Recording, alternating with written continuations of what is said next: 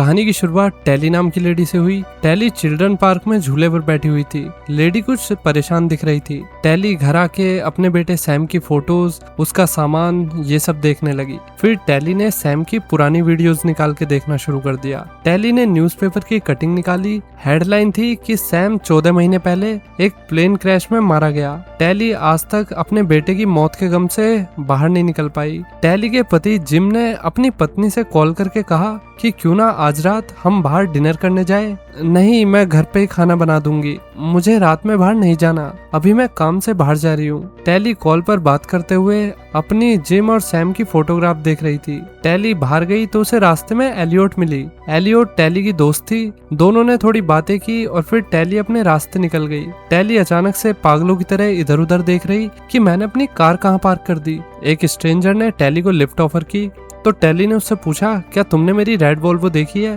तो आदमी ने वोल्वो की तरफ इशारा किया और टेली को उसकी कार दिख गई। टेली फिर अपने थेरेपिस्ट के पास आ जाती है। इसका नाम है डॉक्टर म्यून्स। टेली के साथ एक से एक अजीब चीजें हो रही थी। लेडी टेबल पे अपना कॉफी कप ढूंढे जा रही। डॉक्टर म्यून्स ने बताया कि आज तुमने कोई कॉफी नहीं पी, तुम्हारे पास कॉफी मग ही नहीं था। टेली ने डॉक्टर की बात मान ली, जबकि उसे मुंह में कॉफी का टेस्ट फील हो रहा था। डॉक्टर म्यून्स टेली से बात करने लगा कि तुमने मेरी कॉफी को स्मेल करके अपने माइंड में अपना कॉफी मग इमेजिन कर लिया। सैम को भूल जाओ और आगे बढ़ो, पास्ट की बातें सोचने से कुछ नहीं होगा। टेली उदास हो गई। जिम ने टेली को डिनर पर चलने के लिए फाइनली मना लिया। टेली रेडी हो रही थी, फिर उसने फोटो देखी तो फोटो में सैम नहीं था। टेली भड़क गई कि जिम, तुमने फोटोग्राफ क्यों बदली? तो जिम ने कहा कि मैंने कुछ नहीं किया है, मैंने कोई फोटो नहीं बदली। जिसके चलते टेली ने गुस्से में फोटो फ्रेम जमीन पे फेंक के मार दिया। टेली गुस्से में बाहर पार्क में आ गई। पार्क में उसे ऐश नाम का आदमी मिला। टेली ने ऐश को पहचान लिया। तुम लॉरेन के पापा हो ना? लॉरेन और सैम एक ही प्लेन क्रैश में मारे गए थे। ऐश ने पी रखी थी। उसने टेली की बात पर कुछ रिएक्ट नहीं किया, ना उसे उसकी बेटी का नाम सुन के कुछ फील हुआ। ऐश ने टेली को फिर अपने पास बैठने के लिए कहा। टेली ने मना कर दिया तो ऐश शांति से पार्क से चला गया। टेली काम कर रही थी। उसने अपनी और सैम की कुछ पोलोराइड फोटो निकाल के देखना शुरू किया। लेडी फिर से निराश हो गई। टेली ने सैम की और फोटोज देखने के लिए एल्बम निकाली। शॉकिंगली एल्बम ब्लैंक थी, उसमें एक भी फोटो नहीं है। फ्रस्ट्रेट होकर टेली ने जिम को कॉल करके सुना दिया, तुमने एल्बम से सारी फोटोज निकाल के कहाँ फेंक दी? टेली ने सैम की रिकॉर्डेड वीडियो की कैसेट चला के देखी तो वो भी खाली थी। टेली अब फूट फूट के रोने लगती है। जिम घर आया तो टेली उससे लड़ने लगी कि तुम हमारे बेटे की एग्जिस्टेंस को मिटाना चाहते हो, आखिर क्यों कर रहे हो ये सब? जिम शांत रहा। फिर उसने टेली को शांत कराया। उसने बताया कि टेप्स पहले से ही खाली थी। डॉक्टर म्यून्स फिर घर पे आ गए। डॉक्टर ने टेली से बात की कि तुम्हारा कोई बेटा नहीं है, ये सब तुम्हारी इमेजिनेशन है, असल में सैम एग्जिस्ट ही नहीं करता। जिम ने बताया कि टेली का मिसकैरेज हो गया था। डॉक्टर ने टेली को समझाया कि मिसकैरेज की वजह से तुम्हारा स्ट्रेस शायद इतना बड़ा हुआ है कि तुम्हें PTSD हो गया है।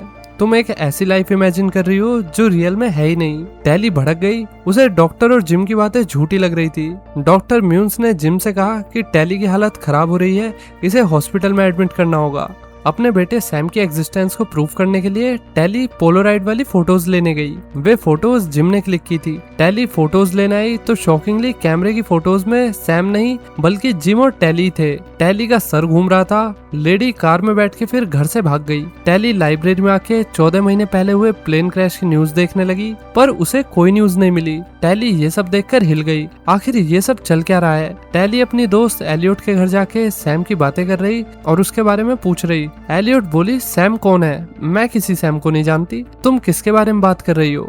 ये सुन के भी टेली की हालत खराब हो गई। फिर एलियोट के घर जिम आ गया। टेली जिम को देख के भाग गई। फिर टेली सीधा ऐश के घर गई। आदमी नशे में धुत था। टेली कह रही कि तुम्हें याद है मैं अपने बेटे के साथ तुम्हारे घर पे आई थी, तुम्हारी बेटी लॉरेन मेरे बेटे सैम की दोस्त थी। ऐश को नहीं पता कि लॉरेन कौन है। मेरी बेटी नहीं है, अब मैं सोने जा रहा हूँ, समझी? ऐश सो गया और टेली ने ऐश के घर की तलाशी ली। उसे एक दीवार के वॉलपेपर के नीचे बच्चों की ड्राइंग्स दिखी। अब सुबह हो गई। ऐश उठा तो टेली किचन में नाश्ता बना रही थी। ऐश सोच में पड़ गया कि ये सब क्या हो रहा है। टेली ऐश को कमरे में ले गई। देखो इन दीवारों को, इन पे बच्चों ने पेंटिंग की है।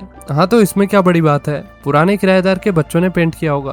तुम मेरे घर से चली जाओ, नहीं तो मैं पुलिस को बुला लूंगा। नहीं ऐश, मेरी बात सुनो। लॉरेन और सैम सेम फ्लाइट से कैंप अटेंड करने जा रहे थे। ट्रेजेडी के बाद ही तुमने पीना शुरू कर दिया। तुम्हारी बीवी भी तुम्हें छोड़ के चली गई। ऐश के अकॉर्डिंग उसकी कोई बेटी नहीं थी और वो टेली को छोड़ के दूसरे रूम में चला गया। थोड़ी देर में पुलिस भी आ गई। ऐश ने टेली से सॉरी कहा, मेरे पास दूसरा कोई रास्ता नहीं था। टेली कहे जा रही कि मुझे तुम्हारी हेल्प चाहिए। पुलिस टेली को बाहर लाकर नेशनल सिक्योरिटी एजेंट को दे देती है। ऐश ने अंदर आके दीवार वाली ड्राइंग को देखा, तभी उसके दिमाग में कुछ आया। ऐश बिना टाइम वेस्ट किए रोड पे भागा। उसने एनएसए को रोकने की कोशिश की, यानी कि नेशनल सिक्योरिटी एजेंट्स को, और कहने लगा कि मुझे सब कुछ याद आ गया है टेली। ऐश को देख के टेली में जोश आ गया। लेडी कार से उतर गई और फिर वो भागने लगी। एक मिस्टीरियस मैन टेली को देख रहा था। ये वही आदमी है जिसने टेली की कार ढूंढने में उसकी हेल्प की थी। ऐश एनएसए के एजेंट को ओवरपावर करके भाग गया। दूसरा एजेंट टेली के पीछे था। स्टिल टेली किसी तरीके से एजेंट से बच निकली।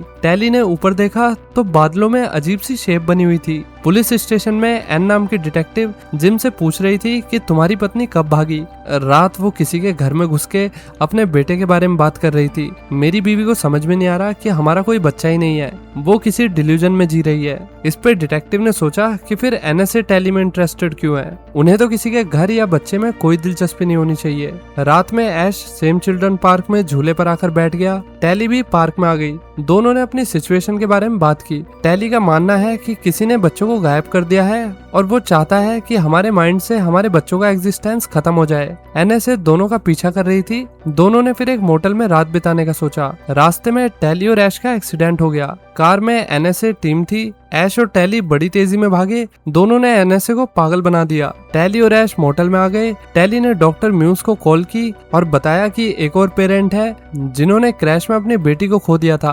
पहले उसे कुछ याद नहीं था, पर अब उसको सब कुछ याद आ गया है। डॉक्टर कह रहा कि तुम्हें पैनिक अटैक आया है, तुम हो कहाँ? तो टेली ने अपनी लोकेशन नहीं बताई। टेली को सैम की पास्ट मेमोरीज याद आ रही थी। टेली के अंदर जुनून जाग गया कि वो अपने बेटे को ढूंढ के रहेगी। ऐश उठो, जल्दी हमें अपने काम पर लगना होगा। ऐश, क्या तुमने सोचा है कि अगर हमारे बच्चे मर गए होते तो हमारी यादों को क्यों मिटाया जाता? इसका मतलब हमारे बच्चे अभी भी जिंदा हो सकते हैं। अब मैं उन्हें ऐसे नहीं जाने दे सकती। मुझे अपने बेटे से मिलना है। ऐश टेली की बात से एग्री करता है।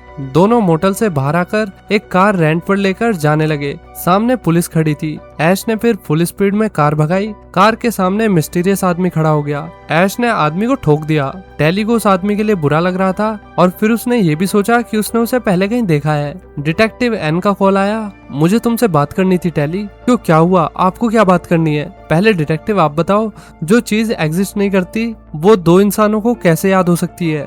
इसके बाद टेली जिम से मिलने उसके ऑफिस के बाहर गई। इस बार जिम टेली को ही नहीं पहचान पा रहा था। वो उससे कहने लगा कि तुम कौन हो? तो टेली ने उससे पूछा, क्या तुम किसी सैम नाम के लड़के को जानते हो? जिम ने नाम में जवाब दिया और फिर वहां से चला गया। मतलब कोई तो है जो सैम से जुड़े लोगों की मेमोरीज को पूरी तरीके से गायब कर रहा है। बिल्डिंग के बाहर टेली ने एनएसए को देख लिया। टेली और ऐश फिर बच के भाग निकले। आगे जाके मिस्टीरियस मैन को दिखाया गया। आदमी को इतने बड़े एक्सीडेंट के बाद भी एक खरोच तक नहीं आ रखी थी। इसके बाद एन रेंटल कार वाले बंदे के पास पूछताछ करने गई। आदमी ने बताया कि मेरी एक एम्प्लॉय ने बताया था कि इस कार से उसने किसी को ठोक दिया था। स्टिल आदमी को कुछ नहीं हुआ। इसके बाद NSA agents rental car place पे आ गए। उन्हें वहाँ पे एन भी मिल गई। तुम्हें टेली के बारे में कुछ पता लगे तो बताना। ओके सर, क्या आप उस प्लेन क्रैश और मिसिंग बच्चों के केस पर काम कर रहे हो? Plane crash? कौन सा प्लेन क्रैश और कौन से बच्चे? इधर टेली और ऐश शहर में दूर रिमोट कैबिन में आ गए। डॉक्टर म्यून्स एन से मिलने गया। मुझे पुलिस की हेल्प करनी है। मुझे लगता था कि टेली डिल्यूजन में रहती है, पर अब मुझे ऐसा नहीं लग रहा। टेली मुझ पे सबसे ज्यादा भरोसा करती है, नहीं तो वो मुझे कभी कॉल नहीं करती। अगर टेली ने दोबारा मुझे कॉल किया, जो कि वो करेगी ही, तो मैं पुलिस को बता दूंगा। मैं आपके साथ हूँ। ऐश को कैबिन के बाहर से कुछ अजीब आवाजें आ रही थी। आदमी वेपन लेकर चेक करने गया तो बाहर एक आदमी कैबिन पर नजर रखे हुए था। ऐश फिर आदमी को बेहोश करके अंदर ले गया। दोनों ने आदमी को बांध दिया। आईडी से पता लगा कि वो एक NSA एजेंट है। टेली और ऐश ने फिर आदमी को टॉर्चर किया और उससे पूछा कि बताओ कौन हो तुम और हमारे बच्चे कहाँ हैं। आदमी बोला कि फैट्स ने कुछ नहीं किया, वो सब बस कोऑपरेट कर रहे हैं, सब अपनी जान बचाना चाहते हैं, किसी ने कोऑपरेट नहीं किया तो वो मारे जाएंगे। टेली तुम भी बाकी सब की तरह सब कुछ भूल जाओगी, ये सब एक एक्सपेरिमेंट का हिस्सा है। टेली ने आदमी के कान के पास जाके पूछा कि बता दो हमारे बच्चे कहाँ पे है, इस बारे में किसी को कुछ पता नहीं चलेगा। तो आदमी बोला कि हमें सुना जा रहा है और अब देर हो चुकी है। तभी बड़ा जोरदार धमाका हुआ और कैबिन में ब्लास्ट हो गया। NSA एजेंट्स कहीं नहीं दिख रहे। टेली सोच में पड़ गई कि वो उसे और ऐश को क्यों नहीं ले गए। अगले दिन कैबिन में एन अपनी टीम के साथ आ जाती है। कैबिन के शीशे पर टेली ने मैसेज लिखा था कि हमारे बच्चे गायब कर दिए गए हैं, एन प्लीज हमारी हेल्प करो। आसपास कोई डेड बॉडी नहीं थी। एन को NSA एजेंट का ID कार्ड मिला। एन को ये बात काफी अजीब लगी। फिर ऐश और टेली कहीं जा रहे थे। रास्ते में टेली को वो दिन याद आ रहा जब उसने सैम को प्लेन में चढ़ते हुए देखा था। सैम को बाय किया था और एयरप्लेन कंपनी का नाम क्वेस्ट एयर था। दोनों कंपनी के हेडक्वार्टर्स आ गए। हेडक्वार्टर खाली था। ये तो काफी अजीब बात है। एक एम्प्लॉय बैठ के काम कर रही थी। उसने बताया कि वो अकाउंटेंट है। कोर्ट ने मुझे यहाँ भेजा है। दरअसल क्वेस्ट एयर का दिवालिया निकल गया है, तब से कंपनी बंद है। टेली ने फिर कंपनी की एम्प्लॉय होने का नाटक किया और बड़ी चालाकी से कंपनी के ओनर का एड्रेस ले लिया। ओनर का नाम है रॉबर्ट शाइनर। टेली ऐश के साथ रॉबर्ट के एड्रेस पर गई। घर खाली था। टेली और ऐश ने फिर रात घर में बिताने का सोचा। अगली सुबह न्यूज में आ रहा था कि दो लोगों ने मिलकर एक अकाउंटेंट को पागल बना के रॉबर्ट शाइनियर का एड्रेस ले लिया है। इसके बाद एन और डॉक्टर म्यून साथ में क्वेस्ट एयर कंपनी के ओनर के घर के लिए निकल गए। टेली सैम को छोड़ने वाले दिन को याद कर रही थी। फाइनली उसे याद आ गया कि वो मिस्टीरियस मैन प्लेन के पास भी था। ऐश को घर में मिस्टीरियस आदमी की फोटो मिली, मतलब यही फर्म का ओनर रॉबर्ट शाइनियर है। ऐश ने पूरी बात टेली को बताई।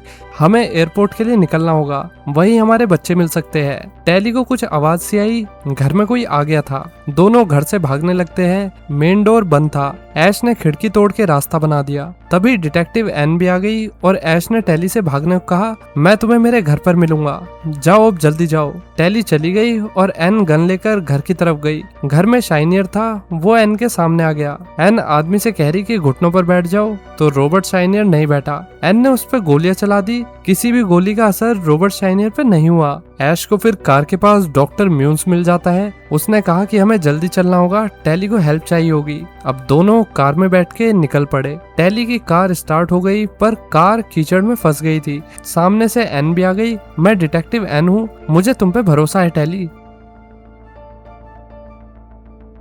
कहा जा सकता है कि सबके पीछे ह्यूमन नहीं थे, बल्कि कोई बाहर के एलियंस थे। ऐश टेली से उसके अपार्टमेंट में मिला। टेली ने उसे सब कुछ बता दिया। घर में पता नहीं कैसे रॉबर्ट शाइनियर आ जाता है। ऐश रॉबर्ट पर अटैक कर देता है। रॉबर्ट ने ऐश को इजीली ओवरपावर कर लिया। टेली को बचाने के लिए ऐश रॉबर्ट को खिड़की से लेकर कूद गया। दोनों नीचे जा रहे थे तो रॉबर्ट शाइनियर जमीन पे गिर गया और ऐश आसमान में अटक गया। टेली नीचे आई तो रॉबर्ट कहीं नहीं था। डॉक्टर म्यून्स टेली को अपने साथ ले गया। रास्ते में डॉक्टर टेली से कह रहा कि हम पहले पुलिस स्टेशन जाएंगे, तो टेली ने कहा नहीं, मुझे एयरपोर्ट ले चलो। दोनों फिर एयरपोर्ट आ गए। एयरपोर्ट पे टेली का कोई वेट कर रहा था। ये और कोई नहीं बल्कि रॉबर्ट शाइनियर ही है। म्यून्स कह रहा कि अब सब कुछ खत्म कर दो, लेकिन रॉबर्ट बोला अभी कुछ खत्म नहीं हुआ, अभी एक चीज बाकी है। डॉक्टर ने टेली को बता दिया कि मैं उन कुछ लोगों में से हूँ जिन्हें सब कुछ पता है, पर मैं हेल्पलेस हूँ। मेरे पास एक्सपेरिमेंट को रोकने की कोई पावर नहीं है। मुझे बस मेरा बेटा चाहिए। सॉरी, तुम सैम से कभी नहीं मिल पाओगी। टेली हिम्मत करके रॉबर्ट के पास गई और उसने उससे कहा क्या मेरा बेटा यहीं है? रॉबर्ट बोला कि मुझ पे कभी शक मत करना। टेली को सैम भागता दिखा। टेली अपने बेटे के पीछे भागी। तभी सैम आगे जाके कहीं गायब हो गया। सामने रॉबर्ट था। टेली अब गुस्से में थी। तुम ये सब क्यों कर रहे हो? क्या मिलेगा तुम्हें? तो शाइनियर ने कहा कि बच्चों की किसी को चिंता नहीं है, मेरे एक्सपेरिमेंट का पर्पस है, मैं देखना चाहता हूँ कि माँ और बच्चे के बॉन्ड को खत्म किया जा सकता है या नहीं। सारे पेरेंट्स ने अपने बच्चों को भुला दिया है, सिर्फ तुम रह गई हो। मैं सब कुछ करने के लिए तैयार हूँ, बस मुझे मेरा बेटा दे दो। रॉबर्ट बोला कि तुम अपने बेटे को भूल जाओ, नहीं तो मेरा एक्सपेरिमेंट फेल हो जाएगा, इसका जिम्मेदार मैं ही होऊंगा। मैं अपने बेटे की मेमोरीज को नहीं भुलाने वाली। शाइनियर ने फिर गुस्से में अपनी रियल इमेज दिखाई। आसपास के सारे ग्लास टूट गए। टेली उठ के फिर रॉबर्ट से दूर भागने लगती है। रॉबर्ट ने सामने से आके टेली का गला दबा के उसे ऊपर हवा में उठा दिया। क्या तुम्हें याद है कि तुम्हारा बेटा जब पैदा हुआ तो वो कैसा था? टेली मेमोरी को याद कर रही। रॉबर्ट ने उसकी मेमोरी को चुरा के टेली के दिमाग से उसे मिटा दिया। रॉबर्ट फिर टेली से पूछ रहा कि तुम किस लड़के को ढूंढ रही हो, उसका नाम क्या है? तो टेली ने कहा कि कौन लड़का, मैं किसी लड़के को नहीं ढूंढ रही। ये सुन के रॉबर्ट शाइनियर खुश होके जाने लगता है। टेली फिर खड़ी हुई तो उसे अपनी प्रेगनेंसी का टाइम याद आ गया। टेली को सब कुछ याद आ गया। मेरे अंदर एक लाइफ थी, मेरा एक बेटा था, उसका नाम है सैम। ये सुन के रॉबर्ट का मुंह उतर गया। उसने पता नहीं किससे कहा कि मुझे एक्सपेरिमेंट के लिए थोड़ा और टाइम चाहिए, पर ये रॉबर्ट का फेलियर था जिसके चलते रॉबर्ट हवा में कहीं उड़ गया। टेली खुश होके सब कुछ देख रही थी। टेली फिर घर आके सैम सैम चिल्ला रही। घर खाली था तो लेडी निराश हो गई। फिर टेली प्लेग्राउंड में आ जाती है और सैम उसके सामने ही खेल रहा था। फाइनली टेली ने सैम को ढूंढ लिया। टेली सैम के गले लगकर खूब रोई। लॉरेन दूर से टेली को हेलो बोल रही। टेली फिर ऐश के पास गई। ऐश झूले पे था। ऐश ने टेली को नहीं पहचाना। फिर टेली ने उसे अपना इंट्रोडक्शन दिया। दोनों झूले पर बैठ के अपने बच्चों को देख रहे। इसी के साथ ये कहानी यहीं खत्म हो जाती है। तो दोस्तों, कैसी लगी ये कहानी लाइक और कमेंट करके बताइए। चलिए मिलते हैं नेक्स्ट वीडियो में। Till then take care, bye bye.